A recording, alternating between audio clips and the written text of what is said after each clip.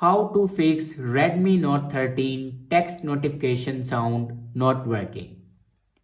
So let's start the video. First of all, open settings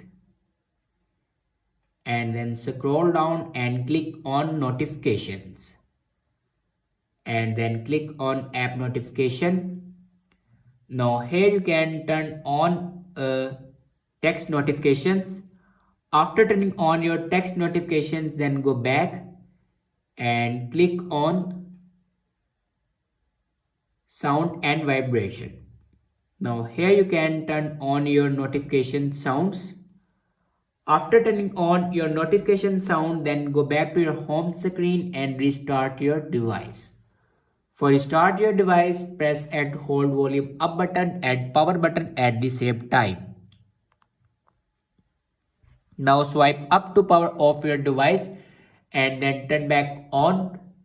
After that, open settings and then click on about phone and then click on Xiaomi Hyper OS. Now here you can check your latest version will update or not. If it doesn't update to latest version, then update it to latest version. After that, your problem will be fixed. I hope this video is helpful for you. Thanks for watching.